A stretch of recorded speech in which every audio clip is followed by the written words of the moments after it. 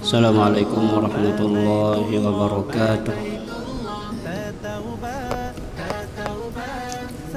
Seperti biasa, mari kita mengawali kajian kita dengan membaca 3 ayat terakhir surah Al-Hasyr yang kita awali dengan ta'awuz, kemudian kita iringi dengan tasbih, istighfar dan salawat kepada baginda Rasulullah sallallahu alaihi wasallam, yang mana sebagaimana kita maklum fadilah daripada ayat ini, siapa yang mengamalkannya di pagi hari maka Allah mengirimkan 70.000 malaikat untuk mendoakan kita hingga sore hari. Dan siapa membacanya pada sore hari atau malam hari, Allah kirimkan untuknya juga 70.000 malaikat untuk mendoakannya hingga pagi hari. Dan sekiranya Allah takdirkan kita meninggal dunia pada hari atau malam ini, mata syahidan, kita diberikan predikat mati syahid. Mudah-mudahan kita selalu ingat setiap pagi, setiap sore atau setiap malam untuk membaca zikir ini sebagai bentuk keyakinan kita akan sabda Rasulullah sallallahu alaihi wasallam. Karena Nabi tidak ingin umatnya masuk neraka, Nabi ingin seluruh umatnya masuk surga. Ya, jadi ketika Nabi dicabut nyawanya oleh malaikat Israel, dia bertanya kepada Israel, bagaimana nasib umatku? Bagaimana nasib umatku? Bagaimana nasib umatku? Jadi Nabi sampai mati dia masih ingat kita. Nah, kita harus begitu, sampai mati harus ingat Nabi sampai yang Nabi Muhammad sallallahu alaihi wasallam teberajah amalang. Nah, salah satu yang kita dianjurkan adalah membaca 3 ayat terakhir surah Al-Hasyr di pagi hari atau sore hari atau malam hari. Mari kita awali kajian kita. أعوذ بالله السميع العليم من الشيطان الرجيم أعوذ بالله السميع العليم من الشيطان الرجيم أعوذ بالله السميع العليم من الشيطان الرجيم هو الله الذي لا إله إلا هو عالم الغيب والشهادة هو الرحمن الرحيم هو الله الذي لا إله إلا هو الملك القدوس السلام المؤمن المهيمن العزيز الجبار المتكبر سبحان الله عما يشركون هو الله الخالق البارئ المصور له الأسماء الحسنى يسبح له ما في السماوات والأرض وهو العزيز الحكيم سبحان الله وبحمده سبحان الله العظيم أستغفر الله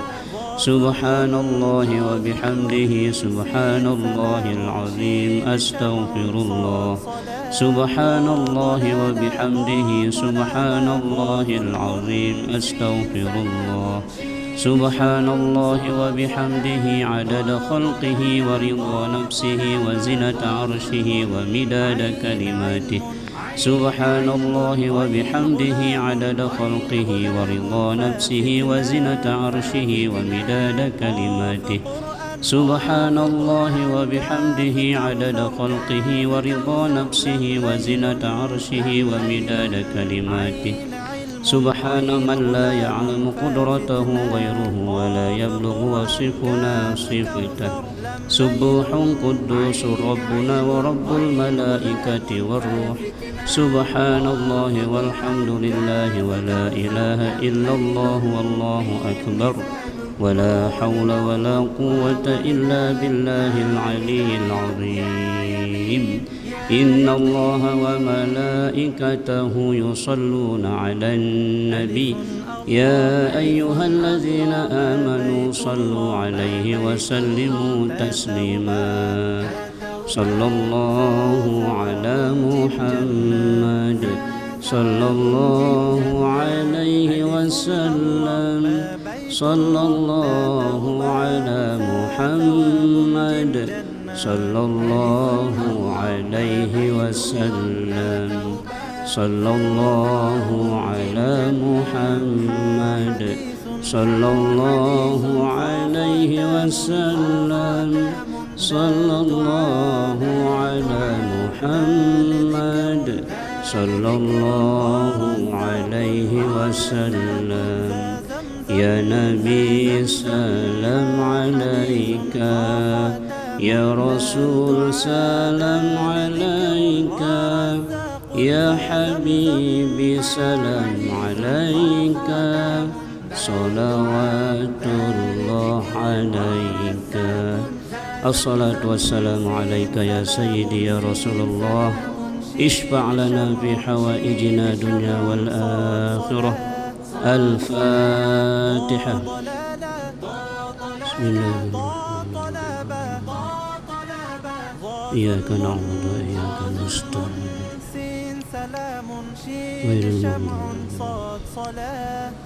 Tidak lupa kita berkirim Fatihah kepada kedua orang tua kita masing-masing, berikut kepada istri, suami, anak, cucu, sahabat, tetangga, masyarakat, dan seluruh saudara kita seiman dimanapun mereka berada saat ini. Yang masih hidup semoga senantiasa diberikan kesehatan, keafiatan, dimudahkan segala urusannya. Allah limpahkan rezeki yang halal dan thayyibah, menjadi sanggup ibadah di sepanjang hayat yang masih tersisa. Saudara kita yang sedang mendapatkan musibah di wilayah mana?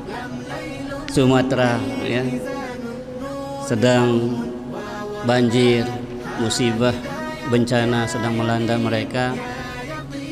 Kalaupun tidak bisa dengan materi, mari dengan doa yang penuh ketulusan kita sampaikan. Mudah-mudahan para korban dan seluruh masyarakat yang sedang berduka dengan musibah banjir di tempat tersebut senantiasa Allah kuatkan hatinya, Allah tabahkan, Allah jadikan hamba-hamba yang sabar menghadapi musibah yang diberikan oleh Allah Subhanahu wa ta'ala.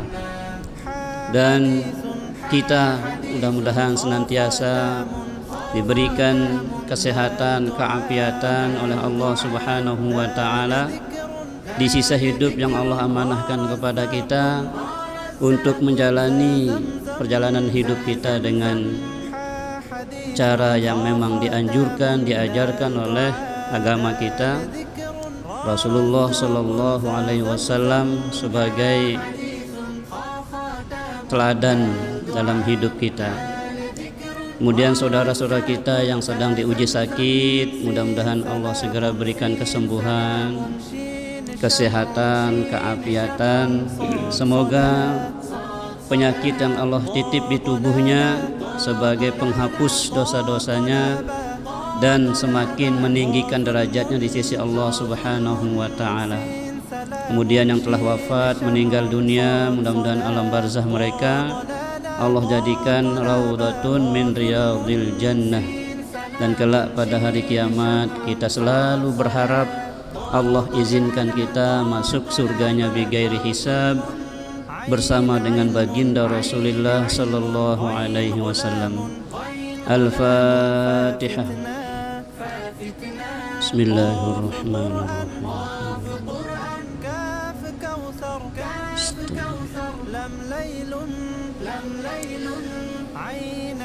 Jamaah Masjid Jami' As-Siddiqi yang dimuliakan Allah Subhanahu wa ta'ala, baik yang hadir di masjid maupun yang mendengarkan dari rumah. Mudah-mudahan kajian yang kita lakukan ini bermanfaat untuk kita terus memperbaiki ibadah kita kepada Allah Subhanahu wa ta'ala. Siapa yang memperbaiki ibadahnya kepada Allah, maka Allah perbaiki dunianya, Allah perbaiki urusan-urusannya. Pada malam ini kita melanjutkan tentang adabul imamah wal qudwah dalam kitab Maraqil Ubudiyah yang disusun oleh Al-Imam Alim Allamah Hujjatul Islam Abi Hamid Muhammad bin Muhammad Al-Ghazali Qaddasallahu ruhahu wa nawwara sadrihahu, amin. Kemudian disarah oleh Syekh Nawawi Al-Bantani. Beliau mengatakan adabul imamah wal qudwah, adab menjadi imam dan makmum dalam sholat berjamaah. Jadi terus kita pelajari Bapak Ibu. Bukan berarti sholat kita saat ini yang kemarin itu tidak baik-baik, tapi terus memperbaikinya itu menjadi poin tersendiri di dalam pandangan Allah Subhanahu wa ta'ala. Karena Nabi sendiri mengatakan utlubul ilma minal mahdi ilal lahdi. Ini tidak ada batasnya menuntut ilmu agama itu sampai mati, kata Nabi. Tidak dibatasi oleh tamat SD, tamat SMA, kuliah, enggak. Tapi menuntut ilmu agama ini minal mahdi, sejak gendongan, sejak buayan, ilal lahdi, sampai kita mati, masuk liang lahat. Oke?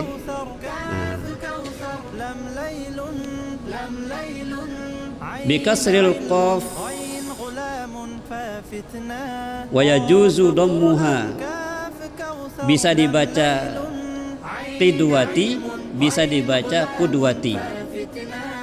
Bikasril qaf dengan membaris bawahkan qafnya qidwah, wa yajuzu dhammuha, boleh juga membaris dummahkan qudwah. Boleh dibaca qidwah, boleh dibaca qudwah. Ya. Kadza qalahu Rasyidi kama fis sahahi wa aksu zalika fil misbah.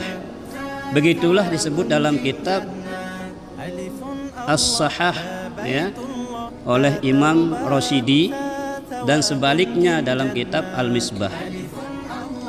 Nah, apa adabnya sebagai imam, Bapak Ibu? Nah, ini mulai imam ini atau ulama ini menjelaskannya. Yambaghi ay yatlubu lil imam adabun samaniyatun. Dituntut bagi seorang imam atau pemimpin sholat itu adabun samaniyah, 8 adab, 8 etika atau adab daripada seorang imam, seorang pemimpin sholat.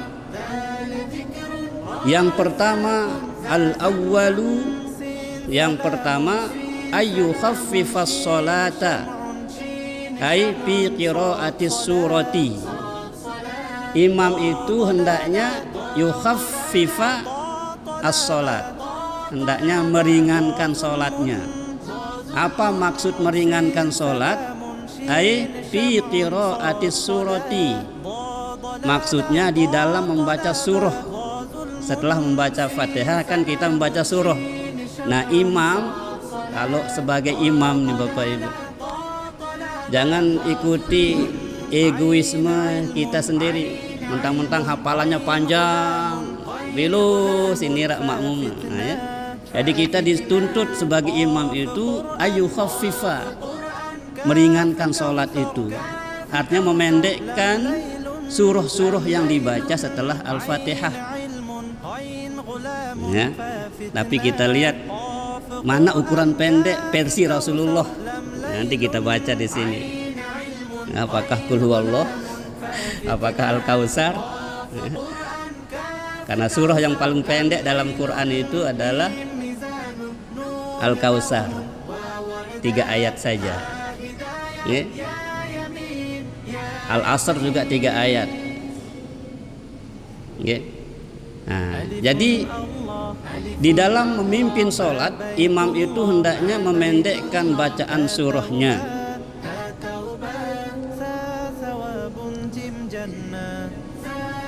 Wa an ruwiya annahu sallallahu alaihi wasallam, diriwayatkan bahwa Rasulullah sallallahu alaihi wasallam, ini bacaan Nabi ketika sholat, fi zuhri, dalam memimpin sholat zuhur, bitiwalil mufassal, Nabi itu membaca surah-surah yang diberikan julukan tiwalil mufassal. Jadi ada surah itu namanya tiwalil mufassal. Mana yang termasuk surah yang tiwalil mufassal? Ila salasina ayah, yaitu surah-surah yang terdiri dari sekira 30 ayat. Jadi ini Nabi kalau mimpin sholat zuhur itu dia menggunakan surah yang terdiri dari 30 ayat. Nah, kisaran itu 25, 30. Nah, itu yang Nabi gunakan kalau memimpin sholat zuhur. Itu telah datang wassalam, datang deh kan? Apalagi nekamat dengan leman balik itu sampai itu assalamualaikum, wah Allah mantas salam dah itu. Jadi Nabi kalau memimpin sholat zuhur itu 30 ayat. 30 ayat itu seperti tabarakalladzi biyadihil mulk, 30 ayat. Amma yatasaalun 40 ayat. Nah, jadi ya kita sudah dicontohkan oleh baginda Rasulullah sallallahu alaihi wasallam. Jadi ukuran pendek itu versi kita tentunya beda. Semestinya sama kan? Mestinya sama versi Rasulullah dengan kita, karena kita ini kan itba'an lin nabi. Kita ini wajib ikut Nabi. Kita ini kalau jadi umat yang setia itu apa kata Nabi kita ikuti. Nah, ini kan kita mencari afdolnya Bapak Ibu.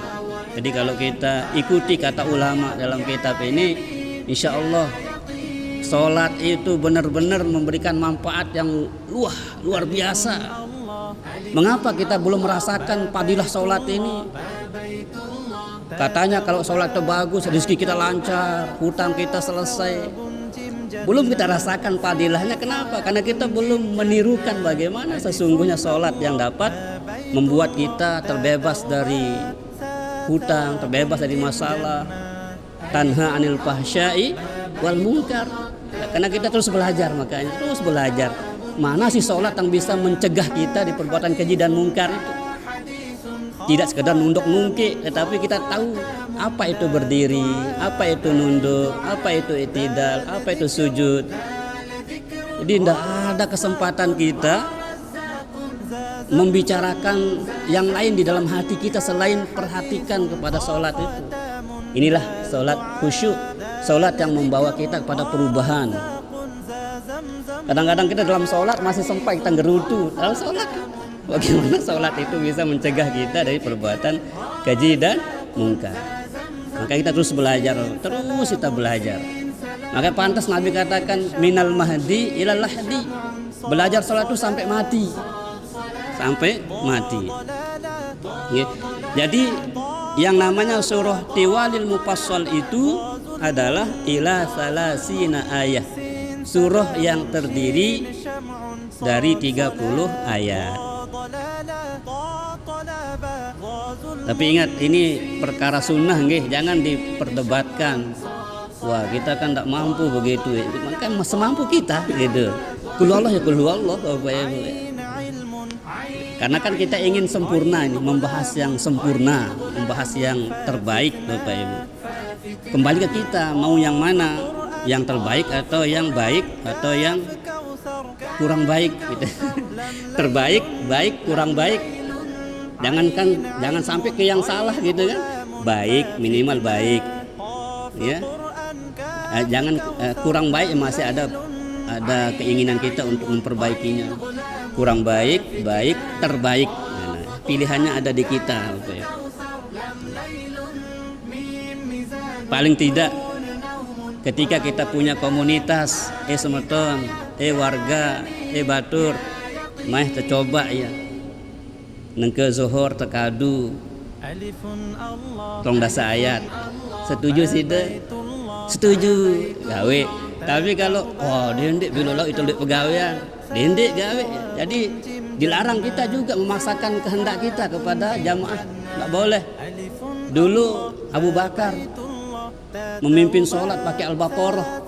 Lihat laporan dari Rasulullah, ya Rasulullah lah Al-Baqarah kan memimpin Abu Bakar. Terkaliak Abu Bakar. Abu Bakar jangan buat fitnah buat saya ya, kata Rasulullah. Apa Rasulullah? Katanya sudah pimpin. Si kelebatnya Abu Bakar baca Quran. Jadi dengan kelebat baca Quran ini menganjang Al-Baqarah selesai ini tidak nidap. Nah kita kan teman kelebat iki. Ya biang kata kelebat. Kul Allah kelebatan kul Allah tadi. Nah, jadi kelaporan. Abu Bakar jangan buat fitnah buat saya karena aku memimpin jamaah ini kan beda-beda. Ada yang tua, ada yang muda, ada yang semangat, ada yang kurang semangat. Harus apa istilahnya itu ra'i. Lihat keadaan jamaah masyarakat atau keadaan makmum, gitu ya. Ada juga sahabat Kul Allah aja dia pakai, laporan Rasulullah. Ada sahabat yang dah Kul Allah dah. Rakaat pertama Kul Allah, kedua Kul Allah, pimpin dengan sembahyang, laporan Rasulullah. Ya Rasulullah, sahabat dah sekek ini main Kul aja dia. Gimana? Turun malaikat apa ibu? Tetap ketuan. Apakah sidang di darah hafalan dah lain? Insya Allah banyak hafalan tiang Rasulullah. Cuman kenapa saya kelebat sekali baca Kulhu ini katanya? Salam malaikat katanya. Anta ma'aman ahbabta. Kamu akan masuk surga bersama yang kamu cintai itu. Kalau kamu cinta Kulhu itu akan menuntunmu ke surga. Jadi bayangkan Bapak Ibu, ya, pendek panjang itu kembali kepada diri kita. Okay? Jadi Quran itu semuanya mulia, semuanya mulia. Jadi mana saja kita pakai dia sah. Okay? Tidak kita pakai surah pun sah. Sah. Kul Fatihah aja kita baca langsung ruku. Misal imam teh daikna ayat misal ghairil maghdubi alaihim waladdallin. Amin kata makmum. Dia ayat nih imam lagi. Allahu akbar. Boleh karena membaca surah itu hukumnya sunnah. Ya, jadi boleh tidak. Tapi kan kita ini membahas masalah fadilah, masalah afdoliyah ya. Oke. Wa fil asri binisbi zalika. Nabi kalau memimpin sholat asar setengah dari panjangnya ayat sholat zuhur. Berarti 15, sekitar 15 atau 10-15 ayat. Jadi kalau asar itu setengah dari panjangnya sholat zuhur. Nabi memimpin. Wa fil maghribi, adapun memimpin sholat maghrib, Nabi itu membaca awakhiril mufassal, akhir-akhir surah mufassal. Mana yang termasuk ruwiya an akhir salati sallaha Rasulullah sallallahu alaihi wasallam al-maghrib. Ya. Nabi akhir salatnya memimpin jamaahnya, memimpin sahabatnya salat maghrib itu membaca suratu wal mursalati urfa. Jadi Nabi terakhir memimpin sholat maghrib, sahabatnya itu menjelang wafatnya menggunakan surah al mursalati urfa. Jadi Nabi kalau maghrib itu membaca surah al mursalat. Mursalat itu berapa ayatnya, ya? Nah, jadi mursalati urfa. Itu Imam Tekadu Sabih Sokubilus itu paran. Nabi itu menggunakan al-mursalat yang urfa. Berapa ayat al-mursalat itu? Al-Mursalat itu terdiri dari 50 ayat. 50 ayat. Itu imam teh maghrib kadu 30 ayat lah, ya sombong imam nih. Masya Allah. Nabi kalau maghrib itu menggunakan surah Al-Mursalat, ya, kontek-kontek ayatnya. Tapi jumlahnya 50. Wal mursalati urfa wal asifati asfa, ya, wan nasyirati nasyra wal fariqati farqa, dan seterusnya. Fal mulqiyati dzikra uzran aw nuzra, ya. Dia tebau bilang kelem bilang jelo mana-mana sekali seumur hidup, wah tercontoh sembahyang Nabi sekali, mana-mana sekali. Sedek teman mati, wah tu mau coba ngumbe entan Nabi sembahyang apa bacanya si Nabi. Mau Nabi lamun subuh Jumat yang membaca apa? As-Sajadah. Bukan dicomot-comot, tetapi full As-Sajadah itu 30 ayat itu. Alif lam mim tanzilul kitab la raiba fihi mir rabbil alamin sampai 15 sujud tilawah. Bukan dicomot supaya cepat dapat sujudnya, bukan, tapi Nabi itu membaca full. Kenapa imam kita mencomot-comot dia? Makmumnya. Leger lawan makmumnya komplain kebilu-bilu kadun ayat, ya. Dicomot-comot, ya. Jadi kembali kepada kesepakatan jamaah. Lagu mana-mana sekali seumur hidup, wah tertiru, wah tergawe Nabi si gawe si Nabi Muhammad sallallahu alaihi wasallam, sehingga besok cepat dikenal kita. Oh itu Haji Sahan sini kata Rasulullah. Oh itu Asawal, oh itu semua disebut. Becak terkenal si Nabi jemaah di surga. Lamun tergawe Nabi si gawe si Nabi. Lamun rajin solawat, rajin, ya, gawe ruan pegawaian Nabi niki becak terkenal jemaah. Lagu lamun itu kemudian terkenal, ya, laun mudi-mudi sebut itu, ya. Nah, kan itu medan itu becak terkenal si Nabi Muhammad, Bapak Ibu, gitu. Maka setiap detik, setiap saat jangan pernah lupa Nabi. Bilang ingat Nabi sekurang-kurangnya sallallahu alaihi wasallam, sallallahu ala Muhammad, dan seterusnya. Ya. Ini Bapak Ibu, ya. Hatta qubida, sampai Nabi dicabut nyawanya atau meninggal dunia, ya, Nabi itu, ya, membaca surah Al-Mursalat pada sholat maghrib.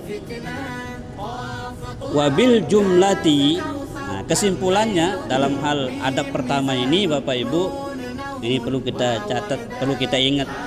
Kesimpulannya daripada tentang memendekkan sholat dalam pembahasan ini adalah patahfifu aula la siyama idza kasural jam'a, bahwa memendekkan sholat maksudnya tidak terlalu panjang memimpin sholat itu aula, lebih utama, lebih besar pahalanya daripada kita panjang-panjang sampai ngerumun jamaah gitu.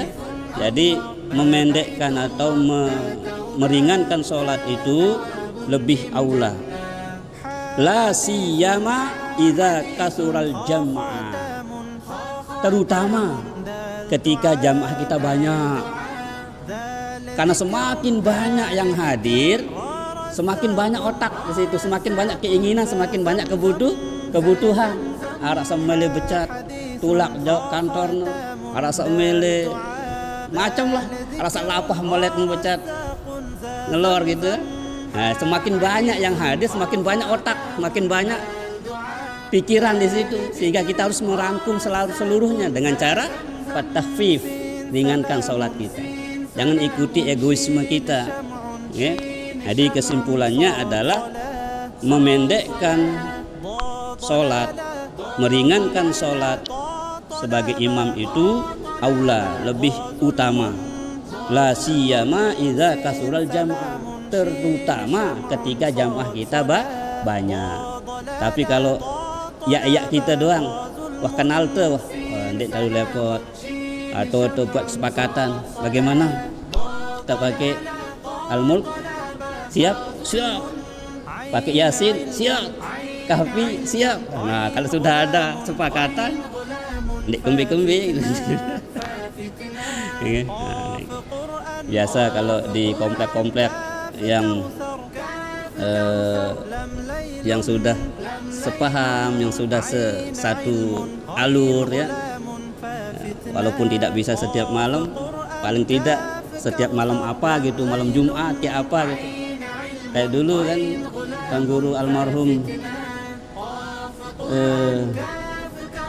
yang di Selagalas niki, yang tunanetra niki, kan Irak nih kita sembahyang tasbih bilang pengajian beliau kan. Jadi selama Hariri ya, Fawaid Hariri. Jadi dia ajak kita sholat tasbih, selesai kita pengajian. Tergantung kesepakatan. Ngamdomele tira masila gitu kan. Lagu ya. Tengen ya gitu nggih. Bahkan tiang amun bau setiap selesai ngaji baca Al-Mulk ampun tulik kan. Selesai sembahyang Isya baca surah Al-Mulk, karena kata Nabi saya baca Al-Mulk sebelum tidur ya. Itu yang diamalkan anak-anak kita, dan tidak boleh pulang ngaji kalau belum baca Al-Mulk. Ini cara membiasakan mereka. Jadi Al-Mulk ini luar biasa. Kalau cerita tentang Al-Mulk Bapak Ibu panjang ya, sehingga Syekh Ali Jabir itu pernah berceramah ya, tentang surah Al-Mulk, luar biasa. Jadi sengantok-ngantok tuh amun teu sandik mantinduk niki terbaca Al-Mulk lek balik ya. Al-Kahfi kalau Jumat itu jangan sampai ditinggalkan. Nah, ingat yang almarhum Pak Haji Broto Handoko, dia sebelum pulang dari masjid subuh itu harus dapat baca Yasin dulu. Beliau itu luar biasa. Dan luar biasa tahadus bin ni'mah, beliau cerita, ya Ustadz, setiap pulang dari sini kajian subuh itu mudahan saya meninggal hari Jumat, kata beliau. Kan betul beliau meninggal hari Jumat ya. Masya Allah. Itu aja doanya, minta doakan saya supaya meninggal hari Jumat. Betul beliau dapat hadiah dari Allah Subhanahu wa taala meninggal pada hari Yasin dulu. Pagi-pagi. Nabi bersabda, "Idza shalla ahadukum bin nasi," apabila engkau salat bersama jamaah, bersama makmum, kata Nabi, "falyukhaffif," maka ringankanlah salatmu. "Fa inna fihim ad-dha'if," karena di antara mereka terutama jamaah banyak ini, kata Nabi, ada yang ad-dha'if, arasawah den kuat nganjang. Dhaif itu lemah tenagana wah. Ya, aran jak ita bro melek dak masjid entah toa, entah dak tahu ngombe-ngombe, bro demen dak masjid. Masih bajang ngelamang dong keluar teh kan. Puasa daerah balong tuh bro melek dak masjid. Coba lemon tuh masih bajang kuat. Oh, kuat tidak nganjang. Makanya alhamdulillah pelunggu-pelunggu niki orang beruntung. Pensiun masih ingat masjid, ya. Enggak tenang rasanya sholat di rumah. Kalau enggak ke masjid, itu tandanya kita sudah mendapatkan karcis masuk surga dari Allah Subhanahu wa taala. Jadi kalau orang sudah cinta rumah Allah ini, dapat karcis masuk rumahnya Allah nanti di surga. Ya. Amin ya rabbal alamin. Jadi fa inna fihim dhaif, di antara mereka jamaah itu ada yang dhaif, yang lemah, wal kabir yang tua, wazul hajah, ada juga yang punya hajat, kepentingan, keperluan. Jadi keperluan kita kan beda-beda. Jadi di antara mereka kata Nabi ada yang punya hajat, ada yang lemah, ada yang sudah tua. Maka kita harus perhatikan itu. Wa idza shalla li nafsihi, kalau kamu sholat sendiri, nah sembahyang mesa. Kata kamu sembahyang mesa, kata Nabi, falyutawwil masya'a, kau panjangkan semaumu. Mau baca 30 juz boleh. Misal yang tahajud, ya, tahajud sejuz satu ayat, masya Allah, berarti 8 rakaat dapat 8 juz, masya Allah. Atau sholat duha, ada 12 rakaat, berarti dapat 12 juz, boleh. Kalau sholat sendiri itu kata Nabi, falyutawwil masya'a, kau panjangkan semaumu, silahkan. Ini hadis Rasulullah SAW. Jadi kalau memimpin harus memperhatikan jamaah di belakang kita. Ada yang tua, ada yang lemah, ada yang punya hajat, maka kita sesuaikan, ya, sesuaikan. Kecuali sudah dibuat semacam kesepakatan, ya, kayak di Islam Center itu udah dibuatkan makro dia, ya, imam malam ini baca ini sampai ini, imam malam ini baca, sehingga nanti ada saatnya khatam itu 30 juz itu. Di Islam Center itu begitu. Jadi sholat maghrib, isya itu dibuatkan makro, apa yang dia baca oleh imam malam ini, malam ini, malam ini, gitu ya. Itu kesepakatan pengurus di sana itu. Dan rata-rata kalau orang ke sana itu yang ngomong gumana, ya gumana wah ketuk no, supaya dia dapat sholatnya yang bagus, gitu ya. Nah kita sini kan serabutan, ada yang betul-betul memang mau ke sini, ada yang memang karena penat di rumah, udah pusing di rumah ke sini. Jadi ndik sak gumane lalu ketik ngono kan. Nah, karena ini kita masjid kampung, masjid masyarakat, banyak hajat, banyak kepentingan, banyak itu, makanya kita sesuaikan dengan keadaan masyarakat kita. Tapi kalau di masjid tertentu kayak masjid raya itu, mereka sudah programkan bahwa kita harus dapat mengkhatam 30 juz Al-Quran dalam sholat kita dengan cara membagi makronya setiap malam ini, sehingga nanti ada saatnya selesai dia minal jinnati wan nas. 30 juz itu kita baca di dalam sholat, karena pahala membaca Quran paling besar itu di dalam sholat. Jadi pahala membaca Quran paling belik itu di dalam sholat, yaitu ketika berdiri pada rakaat pertama dan kedua. Nah, ini ya. Jadi Nabi mengatakan idza shalla ahadukum bin nas, kalau kalian sholat bersama jamaah, bersama makmum, falyukhaffif, maka ringankanlah sholatmu, fa inna fihi mudhaif, karena di antara mereka ada yang dhaif, yang lemah, wal kabir, sudah tua, wazil hajah, punya hajat kepentingan. Wa idza shalla li nafsihi, kalau kalian sholat sendiri di rumah, sholat sunnah kayak gitu ya, falyutawwil masya'a, silahkan kau panjangkan semaumu. Lagi satu Bapak Ibu, qala Anas bin Malik radhiyallahu anhu, Anas bin Malik radhiyallahu an berkata, wa kana yakhdumu Rasulullah sallallahu alaihi wasallam asra sinina. Jadi Anas bin Malik niki adalah khadamnya Nabi, pembantu Nabi. Insyaallah pembantu Rasulullah ini, Anas bin Malik ini adalah khadamnya Rasulullah, pembantu Rasulullah sallallahu alaihi wasallam. Asra sinina, 10 tahun Anas bin Malik ini menjadi khadamnya Rasulullah, menjadi pembantu Rasulullah. Jadi Nabi, hajat Nabi itu terbantu si Anas bin Malik, sehingga apapun kebutuhan di rumah tangga Rasulullah itu Anas bin Malik ini yang menjadi khadam, menjadi pembantunya. Mungkin senang dia jadi pembantu Rasulullah, masya Allah ya. Anas bin Malik ini, apa kata Anas bin Malik? Ma shallaitu khalfa ahadi salatan akhfa wala atamma min salati Rasulullah sallallahu alaihi wasallam.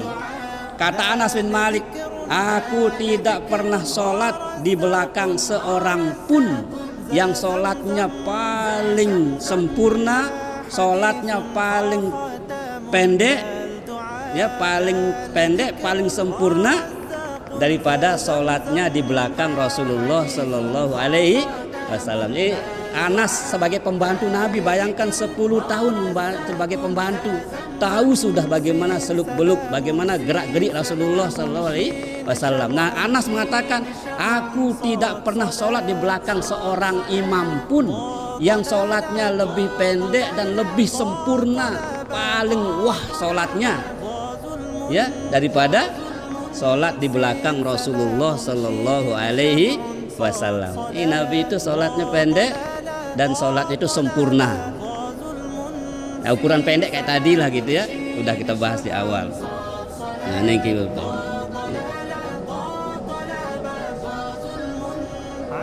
Nah, ini yang pertama. Wasani, ya, la yukabbiru ail imam ma lam yafrugul muazzin minal iqamah wa ma lam tastawis sufuf. Adab yang kedua sebagai imam, janganlah imam itu mulai takbir sebelum muazzin itu selesai iqamah, sebelum dia masuk saf, sebelum lurus saf. Ya, jadi harus betul-betul lurus saf baru mulai. Makanya kita disunahkan melihat ke belakang, kiri, kanan, baru mulai Allahu Akbar. Ya. Nah, besok kita lanjutkan Bapak Ibu. Jadi kita pelan-pelan kita bahas satu persatu supaya kita semakin menyesuaikan, semakin bagus, semakin bagus, semakin bagus. Sehingga sebelum malaikat datang mencabut nyawa kita, wah temau sembahyang sak bagus, sak solah, beruntung bot nyawa kan. Amin ya rabbal alamin. Wallahu a'lamu bissawab wa ilaihil marja'i wal ma'ab. Tidak ada kalimah yang paling pas untuk menutup majelis kecuali kalimah wallahu a'lamu bissawab. Allah Ta'ala doang sak paling wikan kebenaran selapu ilmu, menarasikan datang leman Allah Ta'ala, lamun salah keliru dan khilaf kita mohon ampun, dan kita terus istiqomah untuk belajar agama niki di sisa hidup kita agar kita bisa memperbaiki ibadah kita dengan sebaik-baiknya. Sebelum kita wafat, kita telah bagus melaksanakan perintah Allah Subhanahu wa taala, terutama salat sebagai tiang agama. As-salatu imaduddin, faman aqamaha faqad aqamaddin, wa man tarakaha faqad hadamaddin. Salat adalah tiang agama. Siapa yang menegakkannya maka dia telah menegakkan agamanya. Siapa yang meninggalkan salat maka dia telah meruntuhkan agamanya. Na'udzubillah. A'udzubillahi minasyaitonir rajim. Bismillahirrahmanirrahim. Alhamdulillahi rabbil alamin. Wassalatu wassalamu ala asyrafil anbiya'i wal mursalin sayyidina wa maulana Muhammadin wa ala alihi wa sahbihi ajma'in. Allahumma anta rabbuna la ilaha illa anta khalaqtana wa nahnu ibaduka wa nahnu ala ahdika wa wa'dika mastata'na na'udzu bika min syarri ma sana'na nabu'u laka bi ni'matika 'alaina wa nabu'u bi dhunubina faghfir lana fa innahu la yaghfiru dhunuba illa anta. Allahumma inna nas'aluka hubbaka wa hubba man yuhibbuk wal 'amalu alladhi yuqarribuna ila hubbik. Radina billahi rabban wa bil islami dina wa bi Muhammadin sallallahu alaihi wasallam nabiyyan wa rasula. Ilahana anta maqsuduna wa ridhaka matlubuna. A'tina mahabbataka wa ma'rifataka ya Allah. يا أول الأولين يا آخر الآخرين يا ذا القوة المتين يا راحم المساكين ويا أرحم الراحمين. اللهم يا أرحم الراحمين ارحمنا والمسلمين فرج على المسلمين. اللهم أعنا على ذكرك وشكرك وحسن عبادتك. اللهم أعنا على ذكرك وشكرك وحسن عبادتك. اللهم أعنا على ذكرك وشكرك وحسن عبادتك. ربنا تقبل منا إنك أنت السميع العليم تب علينا إنك أنت التواب الرحيم. ربنا آتنا في الدنيا حسنة وفي الآخرة حسنة وقنا عذاب النار وأدخلنا الجنة كلنا مع الأبرار يا عزيز يا غفار يا ستار يا رب العالمين. سبحان ربك رب العزة عما يصفون وسلام على المرسلين والحمد لله رب العالمين. الفاتحة.